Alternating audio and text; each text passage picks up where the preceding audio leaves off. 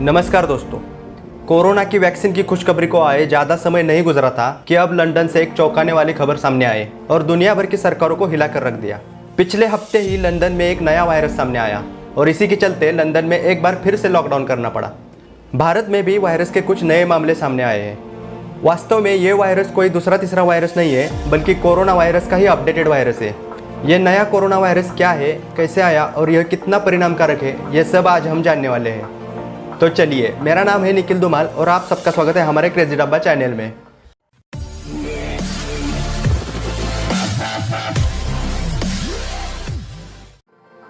दोस्तों, इस नए कोरोना वायरस का ऑफिशियल नाम VUI 2020-12/01 है।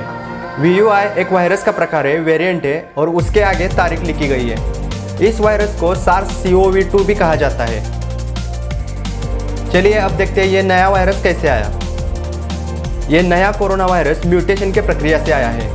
म्यूटेशन का हिंदी में शाब्दिक अर्थ है उत्परिवर्तन। दोस्तों, इस वायरस को समझने के लिए हमें पहले म्यूटेशन की प्रक्रिया को समझना होगा। सभी जीवों के DNA और RNA की सीक्वेंस में पर्यावरण की वजह से बदल होता रहता है।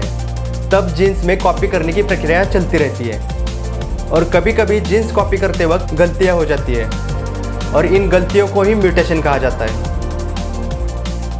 दोस्तों, प्रकृति में म्यूटेशन की प्रक्रिया हर वक्त चलती रहती है। सभी जीवित इस प्रक्रिया से गुजरती है और म्यूटेशन प्रकृति के विकास के लिए आवश्यक ही है। हम इस प्रक्रिया के बिना जीवित नहीं रह सकते, इसलिए म्यूटेशन जरूरी है। लेकिन कभी कभी यह म्यूटेशन प्रक्रिया नुकसानकारक भी हो सकती है। आइए उसका उदाहरण देखते हैं।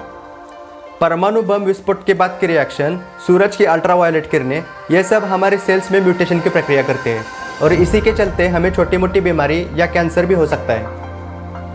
इस नए कोरोना वायरस में भी ऐसे ही म्यूटेशन की प्रक्रिया हुई है। इंग्लैंड के जेनेटिक स्पेशलिस्ट ने बताया है कि इस नए वायरस में हर महीने 1 से 2 म्यूटेशन होते रहते हैं और लंदन के वायरस में म्यूटेशन से बहुत सारे चेंजेस आए हैं। इस नए वायरस के स्पाइक प्रोटीन में बहुत बदलाव आ चुके हैं। रिसर्च के अनुसार इस बदलाव के कारण नया वायरस पुराने वायरस की तुलना में हमारे सेल्स को ज़्यादा आसानी से जकड़ लेता है। BBC रिपोर्ट के अनुसार नया वायरस पुराने की तुलना में 70% अधिक परिणामकारक है। लेकिन दोस्तों, ये नया वायरस परिणामकारक तो है, लेकिन उतना ही नुकसानकारक है क्या? इसका जवाब देते हुए इंग्लैंड के चीफ मेडिकल ऑफिसर ने कहा कि अभी तक तो ऐसी कोई बात सामने नहीं आई है कि इस वायरस से ज़्यादा नुकसान हुआ है। लेकिन पूर्व तैयारी के लिए लंदन में लॉकडाउन जारी किया गया है। भारत और अन्य कुछ देशों ने भी इंग्लैंड से आने वाले विमानों पर रोक लगा दी है। दोस्तों, यही थी नए कोरोना वायरस के बारे में जानकारी। वीडियो कैसा था ज़रूर कमेंट करें और अगर पसंद आया हो तो लाइक और सब्सक्राइब भी करें। मिलते हैं अगले वीडियो में नए इंटरेस्टिंग टॉपिक के साथ। Good bye.